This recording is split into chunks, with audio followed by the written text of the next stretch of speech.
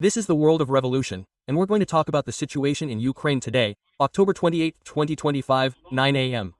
Here in Rio de Janeiro, 2 p.m. there in Kyiv at the time I'm recording this video. And look how funny it is. From yesterday to today, there were few Russian drones against Ukraine, right? That's very curious, right? Well, Ukraine carried out new attacks against Moscow, okay? More drones arrived here in Moscow. Things were hit in Tula too.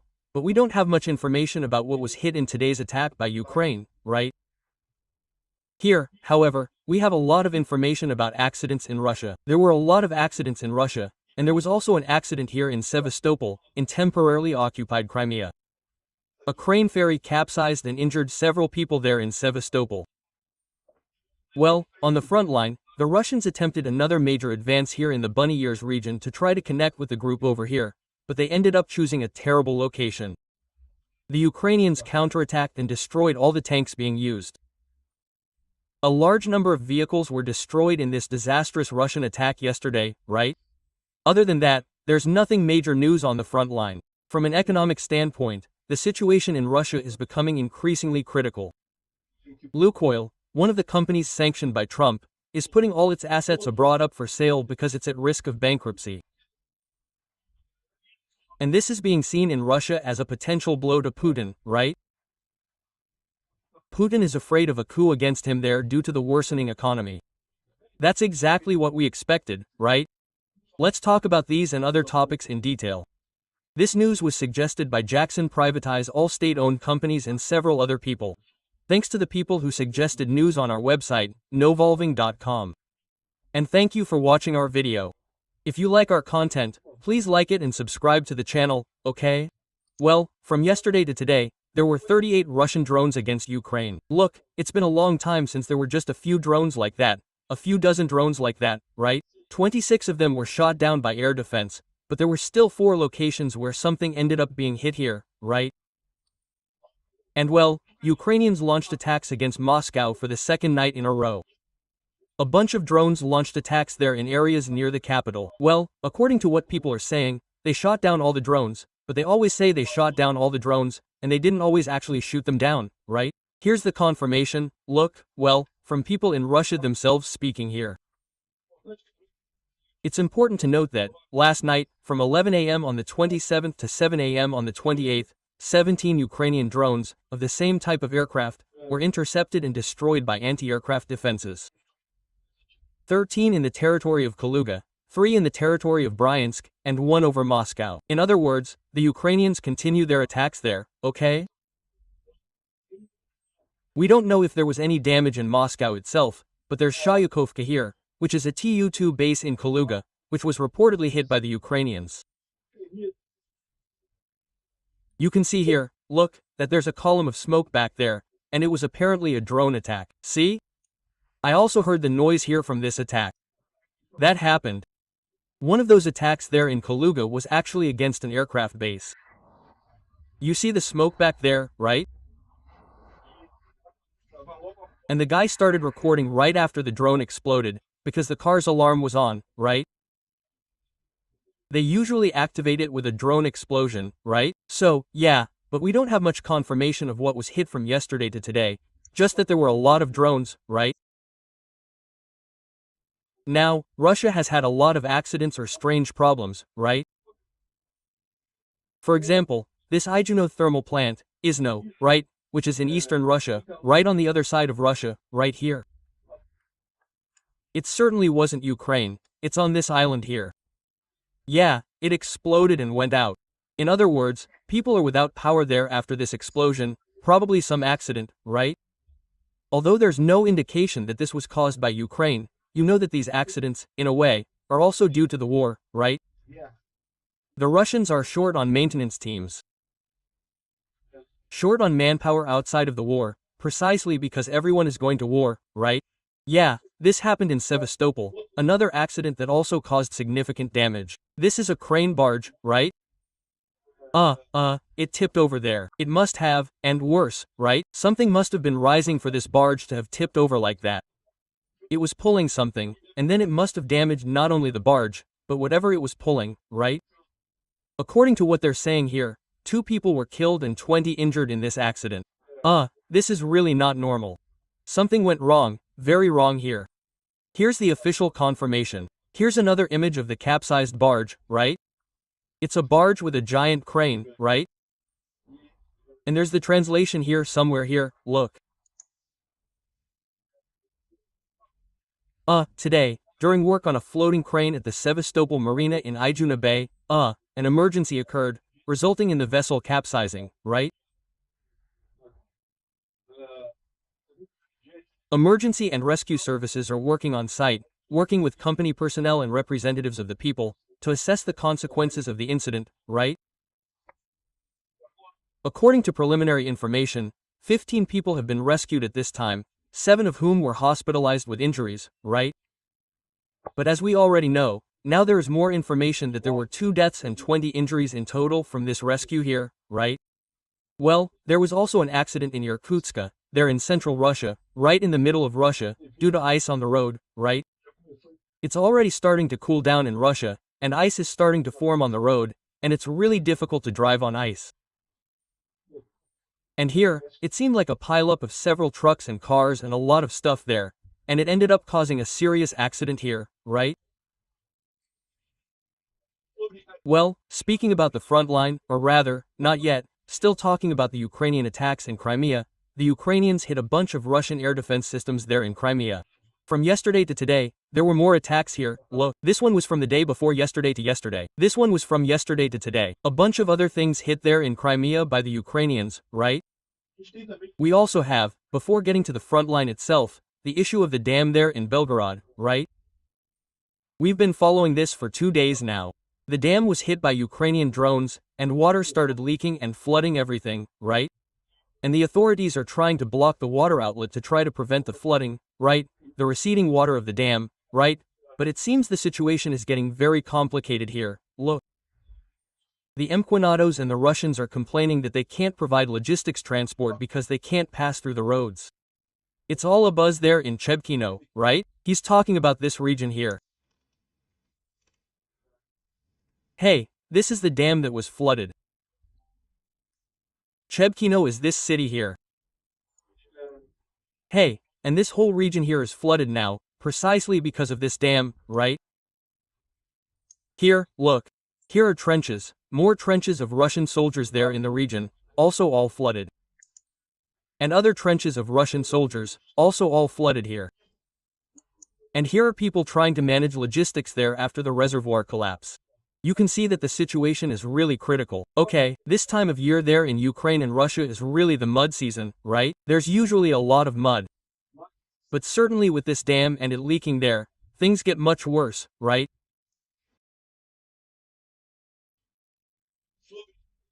Well, speaking about the front line itself, today the Russians tried once again to advance near DOBROPILLIA and launched a major mechanized assault, their largest so far, with 29 armored vehicles trying to take Sharov and Volorod Mariivka. Ukraine repelled the attack after 6 hours, destroying 12 of these vehicles and armored vehicles. Yes, sorry, 12 armored vehicles, 2 tanks, and repelling infantry forces with FPV drones, right? So here you can see the entire column destroyed here. Here are some more images, right? More images of this attack by the Russians and the response of the Ukrainian 33rd Mechanized Brigade, right? People are saying that the bears are really doing this in the worst possible location. Why? Because there are only 2 routes they can take to try to reach these cities they're trying to take, right? They're trying to connect with the Russians who are trapped there in the Bunny Ears region. We're talking about this area here, right? So they're trying to take Volodymyrivka and Sharov, these 2 areas here. They're trying to attack here, to try to rescue the Russians who are in this area. The Russians are isolated here, okay? Because here, the Ukrainians have already taken this entire region, but this region is full of rivers, so there are only 2 places they can reach to try to get close to the city. So, it's very easy for the Ukrainians to predict the Russians' route and launch attacks, right? And this destroys the Russians very easily here in the region. Oh, and besides that, the issue of drones, right? This here, to give you an idea, is that there are Ukrainian drones there in the region, right in this frontline region. And to give you an idea of the number of drones in this frontline region, look, I can't put the sound in this video because they put a song there. Since there's music, it will be copyrighted on my video, so I can't put the sound in. But you can get the idea that it's not like there's just one drone or another in the frontline area. No, it's this here. Look. There's a drone here, another here, another there, another up here, and looking for this.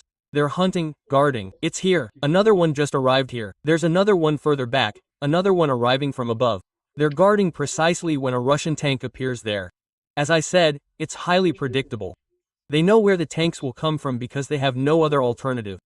So the drones are here guarding, and when an armored vehicle, a motorcycle, or an infantryman appears, they're quickly destroyed, right? And then, you can really see here, just look at the number of drones in the area here, right? Really a lot. Yeah, that's why people can't advance there, right? Well, so what's new is precisely that, right? The Ukrainians continue advancing here, right next to the rabbit's ears, and the Russians are desperately trying to re-establish contact with this pocket over here. So, look, this is the current situation. Here in Kusheriar, the Ukrainians have already cleared the entire region, removed all the Russians from here. This other pocket over here still has a lot of Russians here. And it was precisely the Russian attempt here that they tried and failed, right? This shows more or less what it was like here. Here's another view of the same pocket, okay? The pocket with the Russians here. The Russians tried to launch an attack from here to take Sharov and Volod Marifika and failed miserably. The Ukrainians hit the tanks here, destroyed everything. There was nothing left of the Russets. There was nothing left for the Russets. Well, and here also shows the Ukrainians clearing the Rodinsk region, right? Rodinsk is this city a little further down here, look. Rodinsk, which the Russians say they've taken, but they haven't. There are infiltration in Rodinsk, yes, just as there are infiltration in Pokrovsk, infiltration in Mirnograd. The Russians are desperate. They're sending a bunch of soldiers alone trying to infiltrate the city, but they won't succeed. And many of these soldiers are dying in large numbers, right? Here you see the Ukrainians destroying a building where the Russians allegedly infiltrated there in Rodinsk. Well, although the Russians say they've taken control of the city, that's false. Ukraine still has control of Rodinsk, right? Poland hasn't published his maps yet. These maps here are the ones we saw yesterday. So, this map here is just his guide, the legend he uses to explain the map. So, there's nothing new here from yesterday to today. But we know that apart from this issue over there in the bunny ears, there hasn't been any change on the front line, right? Chris talks here about how the battle for Pokrovsk is very different from the battle for Barmut, right? Which happened 2 years ago, precisely due to the presence of swarms of kamikaze drones in the region, right? A comment from a Russian blogger talks about how urban warfare has changed since Barmut. The military blogger, informant, is Russian, right? So he's speaking here from the Russian perspective. The current phase of military operations has a different change compared to what happened in Barmut, right? That the assault on Pokrovsk is tactically very different from what happened in Barmut 2 years ago. Well, while urban warfare in the past was, well, classic urban warfare, right? With bloodshed, house-to-house battles, mutual assaults, right? And the use of large drones, large numbers of heavy vehicles, the battles for large cities are now taking place on both sides, with small groups of infantry supported by many drones, right? As a result, it's a prolonged, heavy fight, not fought for each house, but for each individual space. And sometimes you make significant gains when you manage to take just one position, because there aren't that many people, either the Russians or the Ukrainians fighting there, right? The loss of a single infantry position means losing half a street because there are simply no other defenses there. At the same time, supplying both attackers and defenders is much simpler. People have been using drones a lot for logistics too, to deliver ammunition, water, and food. Logistics for thousands of soldiers and dozens of heavy vehicles on an offensive line is one thing, but for small, dispersed infantry groups, it's a completely different matter, right? A similar situation is observed in Kupias, where small infantry groups are also pushing hard and trying to take individual Ukrainian positions, right? In other words, the results in both Pokrovsk and Kupiansk are still unfolding. The war for the city is still going on, and the Russians are a long way from gaining a significant foothold there, right?